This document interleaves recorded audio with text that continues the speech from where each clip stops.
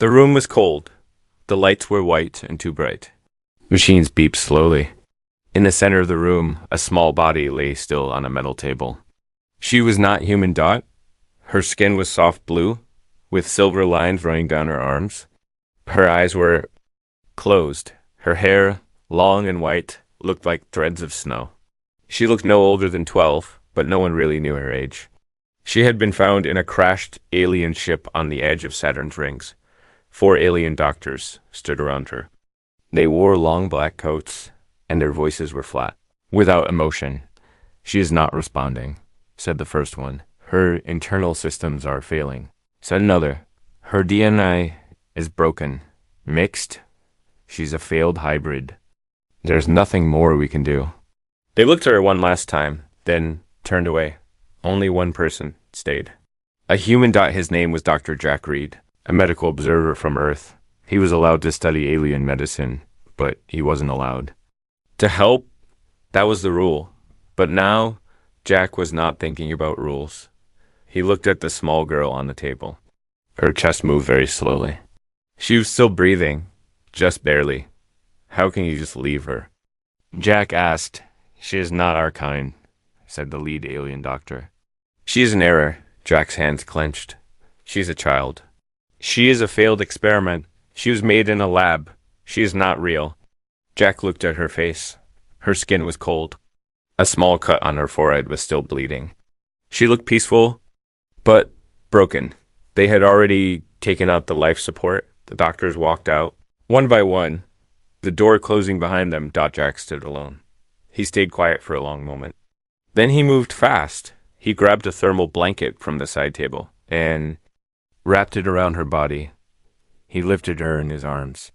She was light, too light. He opened his comlink. Prepare a transport pod. Emergency medical override. Location, Earth. Warning, the AI said. This action is unauthorized. You will lose medical license. Do it anyway. The pod flew fast through a secret route. Jack held her the whole way. He didn't know if she would live. He didn't know if Earth medicine could help. But he had no other choice. He didn't take her to a hospital. He took her to an animal clinic. It was 2 a.m. when they landed behind a small vet clinic in a quiet Earth town. The clinic was dark. Jack knocked on the door loudly. After a minute, a tired-looking woman opened the door. She was wearing pajamas and holding a coffee mug. "Jack, what the hell?" "I need your help, Claire." "Is that a child?" she said, looking at the bundle in his arms. "She's not human." "But she's alive? And they left her to die?" "Claire," the vet stared at him. "You brought me an alien? She's hurt. I didn't know where else to go. I treat dogs." "Jack, not space kids. She's dying." Claire looked at the girl again. Her hands were cold. Her skin was dry. Her breathing was slow and shallow. Claire sighed. "Put her on the table." The vet clinic smelled like animals and medicine. Jack gently laid the girl on the examination table. Claire turned on the lights and started checking her. "She has internal bleeding, broken ribs. Her blood's too thin," she murmured. "But her heart's still beating. That's something." Jack stood nearby, watching. Claire cleaned the wounds and wrapped the chest. She used tools meant for dogs, but they were better than nothing. She gave the girl fluids and a light painkiller. Then something strange happened as Claire touched her arm to insert the 4. The girl's hand moved. Jack stepped closer. "Did she?" The girl's eyes opened just a little. Her pupils were large and glowing. She looked at Claire, then at Jack. Her lips moved, but no sound came. Then she fainted again. Claire stared at Jack. "She's aware. She felt that." "She's still in there," Jack said softly. "She wants to live." Outside the clinic, a silent drone hovered high above, recording everything. Far away, on an alien moon, someone watched the screen. "She's alive," the voice whispered. "And she's with the humans." Asterisk, the vet clinic was quiet now. The machines beeped softly. The blue-skinned girl lay under a warm blanket. Her breathing had become steady, but weak. Claire sat in a chair near the table, watching her. Jack leaned against the wall, tired but alert. "This is crazy," Claire whispered. I just gave painkillers to an alien girl using dog medicine. Jack smiled, but it was a sad smile, and it worked. For now. He walked over to the girl and gently touched her hand. It was warmer now. She needs more than medicine, he said. She needs safety. A place that isn't cold and full of wires. Claire looked at him, confused. You don't want to take her to a human hospital? Jack shook his head. They'd lock her in a lab. Run tests. Treat her like a problem, just like the aliens did. Claire looked back at the girl. Her face was peaceful, but her hands were still shaking, even in sleep. So, Claire said slowly, You want to keep her here? Jack nodded, for now. At least until she's strong enough to choose where she wants to go. Claire let out a long breath. Well, my dog beds are clean. I guess we'll figure it out. They cleaned out a small back room, usually used for rescued strays. They placed soft blankets, a heater, and calming lights. They didn't talk much. Both were thinking the same thing. This wasn't just a rescue. It was the start of something big got the next morning. The girl opened her eyes again. She blinked, confused. Her lips moved, but no sound came. Claire stepped forward slowly and smiled. Hi there. It's okay. You're safe. The girl tried to sit up but winced in pain. Jack gently helped her lean against the pillows. We found you, he said softly. You were hurt, but you're getting better. The girl looked at her hands, then at the small stuffed cat beside her pillow. She pointed at it. Her voice was soft and broken. Animal? Claire smiled. Yes, a toy animal. We hope real ones here too. The girl stared at the toy, then whispered. You, doctor? Claire nodded. A vet. Animal doctor. The girl blinked, trying to understand. Then, after a moment, she whispered something that broke Jack's heart. No one cared. Before, Jack felt a lump in his throat. He sat beside her. We care, he said. Now you're not alone. Over the next few days, she began to heal. She still didn't talk much, but she watched everything. She smiled a little when the clinic's cat climbed onto her bed. She touched the sunlight through the window as if seeing it for the first time. Claire gave her simple food soft. Bread, soup, warm tea. She liked the tea. Jack taught her small words using pictures and toys. Dog, bird, tree. She pointed at Jack. You? He smiled. Jack. Then she pointed at herself. Quietly, she said Karen. It wasn't a human name, but it was hers. One night, Jack sat in the office, staring at a screen. He had found something, a data chip hidden in the girl's clothing burned, but still working. He watched the recording. Aliens in white suits. A lab, the girl screaming, machines attached to her. Cold voices saying, she is breaking down. She cannot be fixed. Terminate. Jack turned off the screen. His hands were shaking. Karen hadn't just been abandoned. She had been thrown away. Outside the clinic, rain started to fall. Wind howled through the trees. But inside, the little alien girl was sleeping. A warm blanket over her, a toy in her arms, and the soft purring of the clinic cat by her side. This place wasn't a hospital. It was a home. Far above Earth, on a silent alien ship. A red light blinked.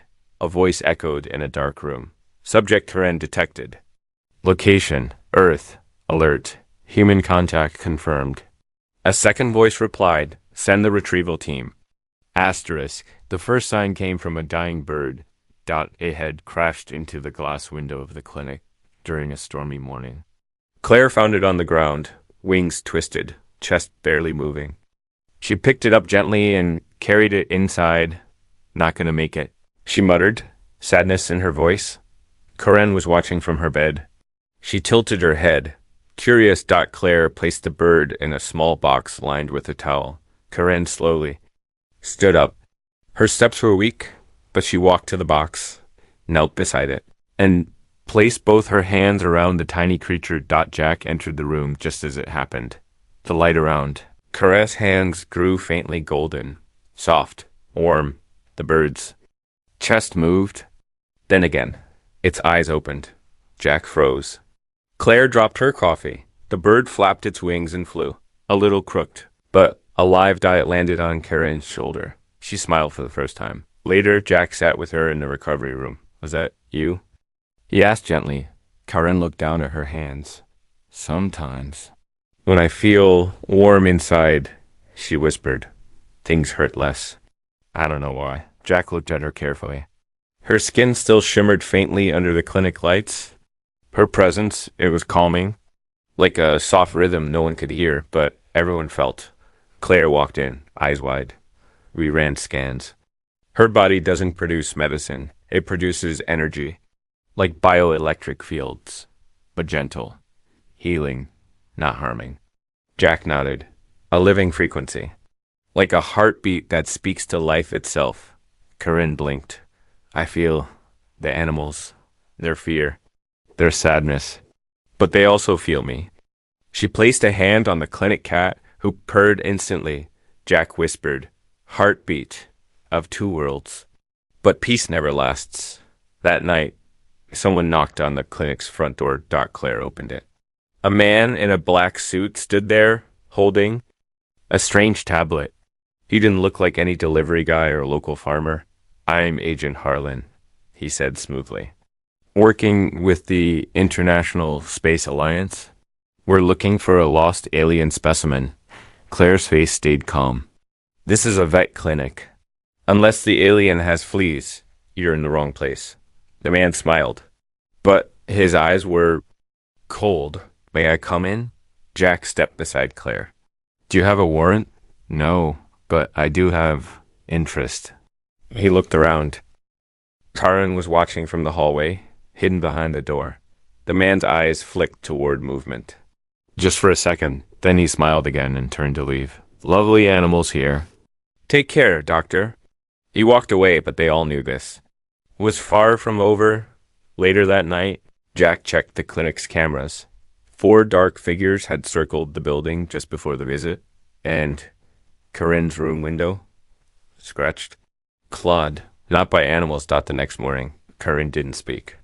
She just sat with the animals in the back room, silently petting an injured puppy. It stopped whining after 5 seconds. Claire sat beside her. You're not just from another world, she said softly. You carry something from that world with you, but it feels ... kind. Corinne looked at her. Not all my world was kind. She touched her own chest. But you made this place kind. This place feels like light. Claire smiled. Then we're going to keep it that way. But far above Earth, aboard the orbiting alien vessel, dark plans moved forward. The commander watched the Earth feed. Her voice was flat and sharp. She's stabilizing. The human contact is accelerating her emotional function. An officer asked, should we retrieve her now?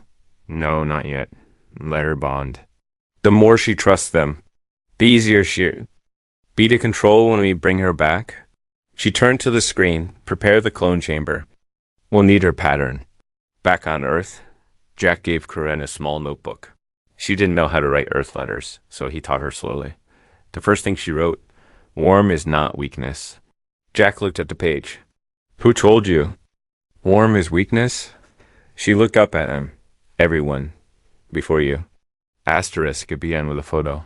A blurry image taken from a phone across the street. It showed a girl with glowing blue skin, crouched beside a dog in the clinic yard. The caption said, is this real? Someone called NASA.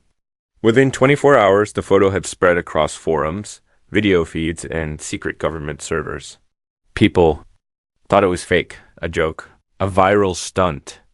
But a few knew it was real and some wanted her back. Inside the clinic, Corinne was painting. Her strokes were small, careful. The vet, Claire, had given her watercolors and paper. It helped calm her mind. She painted skies, blue suns, tall grass with silver flowers. None of it looked like Earth. Jack leaned over her shoulder. This ... is your home world. Corinne nodded. He noticed something in every painting. A large shadow loomed in the background, sometimes shaped like a tower, other times like a cage. She didn't paint it on purpose. It just appeared. Jack looked at her. You miss home? Karen paused. I missed what it was before they changed it. Outside, two teenagers had sneaked behind the clinic. One of them had a drone camera. The other held a live streaming phone. Bro, if we catch the alien on tape, we go viral. They flew the drone up just as Karen stepped into the garden with Claire. The drone's camera zoomed in. Her skin shimmered in the morning light. Claire spotted it first. Karen, inside. Karen looked up at the buzzing drone. Her eyes flashed, not with fear, but confusion. The drone began to shake midair. It crashed to the ground, completely dead. The teens ran. That night, Jack checked the news feeds. Alien girl in vet clinic. Government says no comment. Conspiracy channels exploded. One headline said, "Is this the beginning of human-alien friendship or invasion?" Another said, "She heals animals." What else can she do? Jack shut the tablet. Claire paced the floor. It's only a matter of time before someone dangerous shows up. She's just a child, Jack said. But they'll see power, not a person. Claire looked at Karen's closed door. Then we protect her, like family. But someone else was already coming. Not a soldier. Not a spy. A girl. It was midnight when the lights flickered. The animals in the clinic grew restless. Claire woke up first. The hallway lights blinked again. A soft hum filled the air. Then the door opened by itself. A figure stepped in. She looked like Karen, but older. Her skin darker blue. Her eyes sharp, not kind. Karen stepped into the hallway, drawn by something she couldn't explain. The two stared at each other. "Sister," the visitor said. Karen whispered, "Lyra." Claire grabbed a broom. Jack held a tranquilizer. But Karen raised her hand. "It's okay," she said softly. "She's not here to hurt me." Yet Lyra didn't smile. "You need to leave this planet," she said. Now they sat around the clinic's table. Jack, Claire, Karen, and Lyra. Lyra explained everything in a flat, controlled voice. "You were created to be used, Karen. They mixed genes from 3 species, yours, mine, and another. A healing hybrid. A tool." Karen looked down. "They told me I was broken. You weren't. You were perfect. Too perfect. That's why they wanted to shut you down. They feared your empathy would grow, that you'd feel too much, and then choose your own path." Jack leaned forward. "So they're coming?" "They're already here," Lyra said, "and they don't want to take you back. They want to extract your code and erase the rest." Claire's face hardened. She's not going anywhere. Lyra looked at her with something close to respect. "Then you'll need help." Outside, the wind howled. The clinic sign creaked under the pressure, and a black van parked 2 blocks away. Inside it, a red light blinked. A voice said, "Target confirmed. Prepare extraction." Back inside, Karen stood at the window. The clinic lights glowed behind her. The stars above were quiet. "I don't want to run," she said. "Not again." Jack came beside her. "Then we don't run." Karen placed a hand on the window glass. "I don't know what I'm meant to be. A mistake, a weapon, a cure?" He looked at her reflection. "Maybe you're something they never expected." She turned to him. "Hope." Karen didn't train with weapons. She trained with silence. Each morning, before the sun touched the vet clinic's roof, she sat barefoot on the grass. Not to meditate, she didn't know that word, but to listen. Birdsong, leaves rustling, the soft breath of animals waking. Up inside the clinic, she placed her hand on the ground, feeling the rhythm of the earth beneath her fingers. "Is this how you prepare for battle?" Lyra asked one morning, arms crossed. Karen opened her eyes. "No, this is how I remember. Who I am." Claire noticed it first. The animals healed faster now. A dog with a broken leg was walking in 2 days. A cat with a lung infection purred like new. "It's her," Claire whispered to Jack. "She doesn't even touch them. Just sits with them." Jack nodded. "It's like she speaks to their cells. She's turning this place into more." "Then a clinic," Claire said. "It's becoming a sanctuary." But not everyone saw it that way. The internet storm hadn't stopped. Now there were protests. Some people wanted to protect Karen. Others called her a threat. News trucks lined up outside the town, stopped only by a shaky police line. One reporter got through. She found Karen feeding birds in the yard. "You're the alien girl?" the woman asked. Karen looked at her. "I'm Karen." The woman raised her camera. "Are you dangerous?" Karen tilted her head. "Are you?" The video went viral in 30 minutes. That night, Karen asked Jack, "Why do people fear me if I help them?" Jack took a moment before answering, "Because you remind them of what they don't understand. And most people fear what they don't control." Karen stared at her own hand. "I don't want to control anything. Just grow." Then the attack came. Not loud. Not military. Not laser blast out. It came quietly. One by one, the animals in the clinic fell sick. Not from natural causes. From something engineered. Lyra scanned the blood samples. "It's alien biocode," she said. "They're trying to break her will by killing what she loves." Claire slammed her fist on the counter. "They're targeting the animals?" "They see emotion as weakness," Lyra replied. "They expect her to collapse." But Karen didn't collapse. She stepped into the recovery room. One by one, she placed her hand on each cage. Her eyes glowed faintly, not blue, not gold, but a deep white, like starlight. She whispered in her own language, not a spell, a promise. The animals calmed. Their hearts beat steadier. One small puppy opened its eyes and wagged its tail. Outside the clinic, Jack stood facing a stranger. A sleek alien figure in a black coat, voice like ice. "You are sheltering a bioweapon." Jack didn't flinch. "She's not a weapon. She's a healer. She's not yours." "No," Jack said. "She's hers." Behind him, Karen stepped into the doorway. The wind moved around her like it knew her name. "I will not go back," she said. The figure raised a device. "Then Earth will pay." Karen stepped forward and placed her hand over the device. Nothing exploded.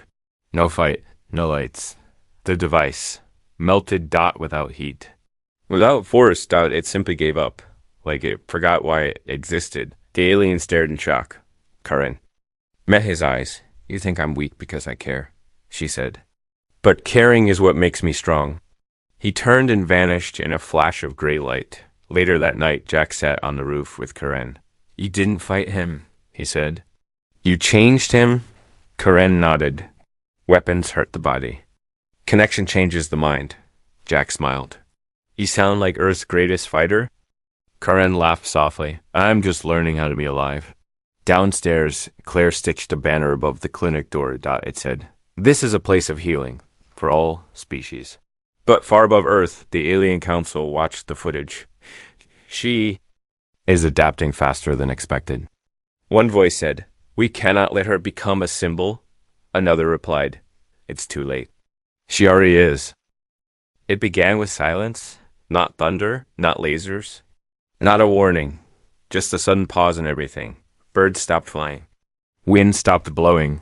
Even the vet clinic's lights flickered and held their breath. Above Earth, 15 alien ships, uncloaked.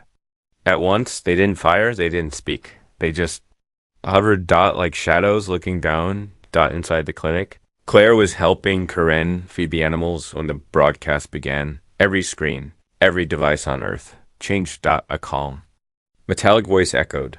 "Subject Karen is not of your world. She is not one of you. Release her, or we will come." Then, nothing. Claire turned off the monitor. They finally made it public. Jack stood at the window. They think fear will be enough. Karen didn't speak. She placed a hand on the glass. Outside, children and reporters had gathered. People were holding signs. Some read, "Protect her." Others read, "Send it back." Lyra stood near the door, armored and ready. "They will land in less than 1 hour." Jack looked at her. "To attack?" Lyra shook her head. "To demonstrate force. They want humans to give up willingly. They're watching what you'll do." Karen finally spoke, her voice calm. "Then we show them something they've never seen." The town gathered at the edge of the clinic's yard. Police, neighbors, journalists, scientists, and people from all over the country. No one ran. No one fired. They just stood between the clinic and the sky. Then the ships landed, not with fire, but grace, silent giants lowering onto nearby. Feels. One door opened, and a being stepped forward, tall, skin like dark steel, eyes glowing. A representative of the High Order. Claire held Corinne's hand. Jack stepped forward. She's under our protection, he said. She hasn't harmed anyone. The alien looked at Corinne. That is not the point. She's not yours. She does not belong. Corinne stepped forward. I decide where I belong. The crowd held its breath. The alien turned to the people. Do you truly understand what she is? She was made to influence, to soften minds, to bypass logic with emotion. Claire stepped forward. You say that like it's evil. It is unpredictable. And maybe, Jack said, that's what you're really afraid of. Not her powers, her choices. Then something no one expected happened. One of the alien guards from the ship's side walked forward. His helmet lifted. He wasn't entirely alien. Half human, half something else. He looked at Corinne and bowed. I was made like you, he said. But I wasn't allowed to feel. He pointed at the humans behind her. They gave you what we were denied. He turned to the commander. Maybe we were wrong. Silence again. And in that silence, something shifted. Corinne stepped closer to the commander. I'm not asking to be your enemy, she said. I'm asking to live here as myself. The commander looked at the crowd, at the guard who had stepped forward, at Ka single quotes Ren. Then, slowly, he reached into his robe and pulled out a small orb. He pressed it. A signal. Dealerships. Powered. Down. The broadcast returned, but this time it was different. The order withdraws. The subject will not be retrieved. For now, we will observe. Earth has chosen. That night, the town didn't celebrate. They gathered quietly outside the clinic. Some brought food. Others brought flowers. A few brought drawings. One small boy walked up to Corinne and handed her a picture of her smiling with animals under a tree. You're cool, he said. Corinne looked at him. No, she replied gently. You are. Jack found her later. Staring at the stars. They'll be back, won't they? She asked. Probably, he said. Systems don't change overnight. Corinne looked at her own hands. But maybe hearts do. He nodded. You didn't win by fighting. You won. By being. She smiled.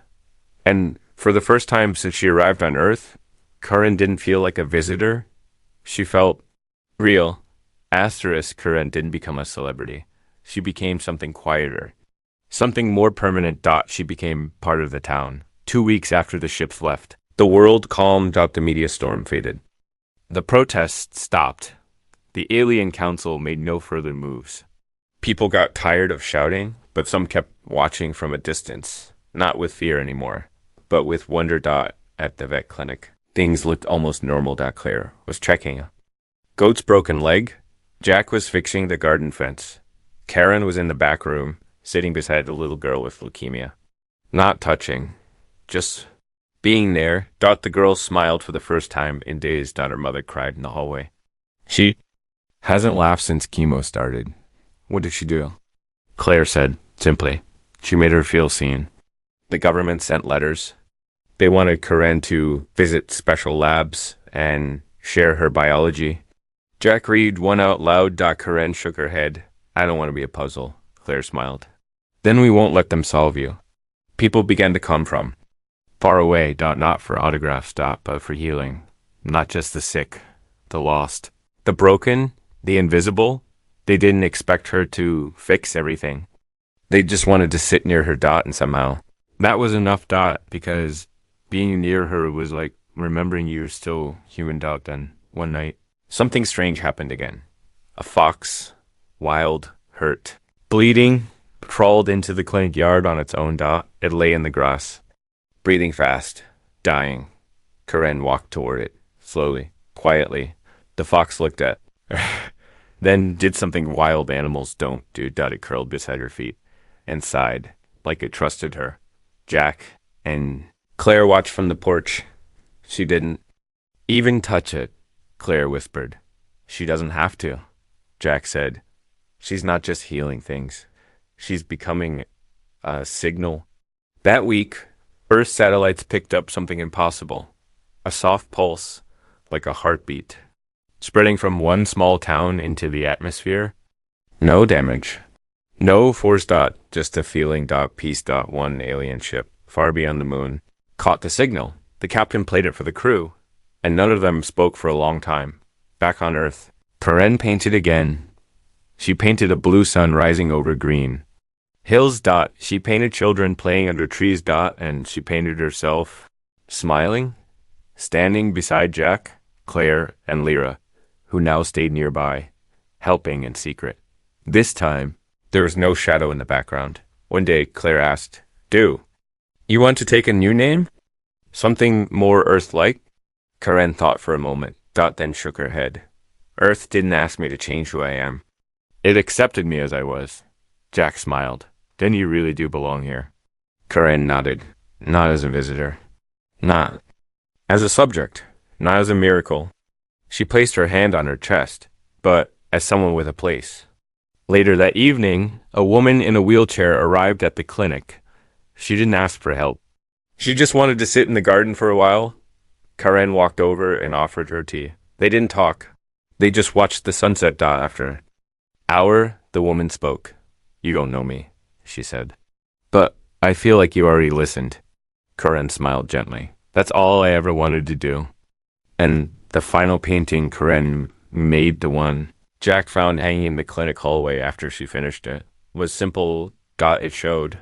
Earth dot, not from space dot, but from a field of flowers dot, with a hand, her hand, gently resting in the soil. Roots growing underneath it dot, as if to say, "I'm not passing through. I'm part of this world now."